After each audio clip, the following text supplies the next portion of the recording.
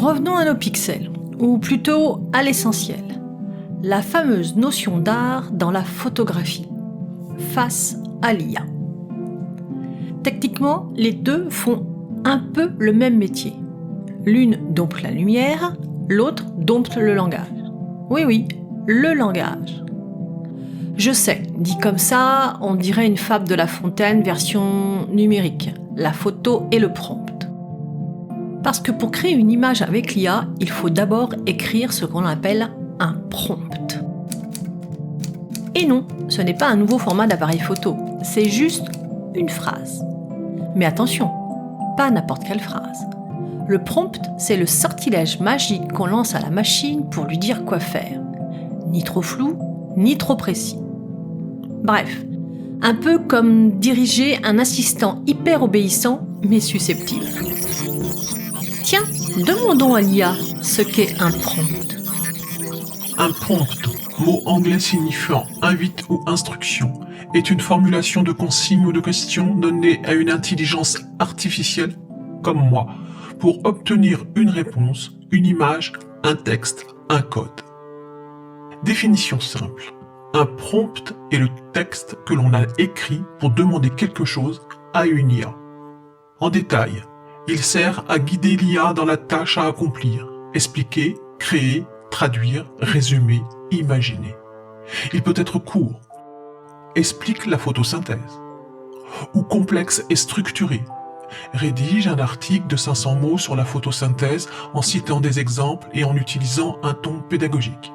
La qualité du prompt influence directement la qualité de la réponse. Plus la demande est claire et précise, plus le résultat est pertinent. Voilà, vous savez tout sur le prompt. Mais revenons à l'art, le vrai, celui qui transpire, qui vit, qui ressent.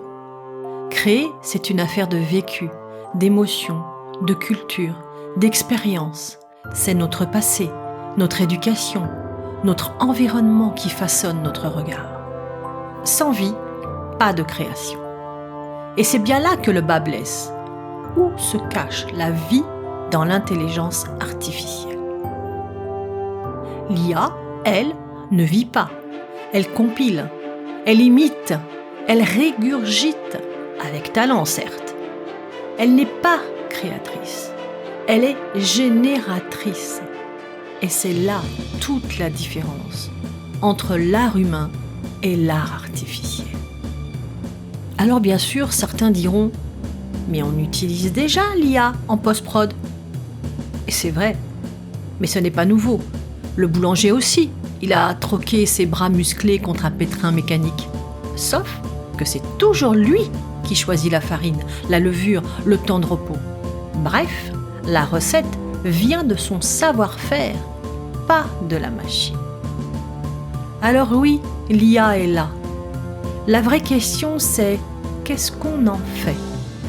On la diabolise et on en fait sans? On l'apprivoise pour se simplifier la vie? Ou on lui laisse carrément le volant? Et tant pis pour le conducteur humain. Et pour conclure cette petite exploration entre art, photo et intelligence artificielle, j'aimerais laisser la parole à Hugo Cazel-Dupré, docteur en IA, qui résume tout ça mieux que personne.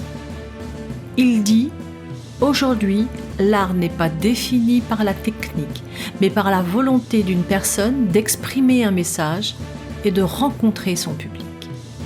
Les algorithmes, eux, n'ont pas encore cette intention, ni cette autonomie propre à créer, puisqu'ils sont toujours développés par un humain. » Voilà, tout est dit. L'IA ne remplace pas l'artiste, elle l'accompagne. Elle agit comme un catalyseur, une boîte à idées un peu magique, un terrain de jeu pour l'expérimentation. Les algorithmes de génération ouvrent des chemins nouveaux, parfois étranges, souvent inspirants. Mais soyons clairs, la machine qui crée seule, c'est encore de la science-fiction. Alors oui, pour l'instant, on est sauvé. Mais surtout, on est invité à réfléchir, à questionner, à ne pas céder à la peur. Le but de ce podcast n'était pas de vous apporter une réponse toute faite. Je ne l'ai pas. Et c'est très bien comme ça. Mais de vous donner envie de chercher la vôtre. de discuter, de douter un peu et pourquoi pas de vous rassurer. Au fond, ce qui devrait vraiment nous rassurer, c'est que l'humain reste au centre de tout ça. C'est toujours lui qui dompte la lumière ou qui murmure le bon prompt à la machine. Bref, c'est encore notre œil, notre sensibilité, notre intention qui guide la création. Alors oui, pour l'instant on peut souffler, mais restons vigilants.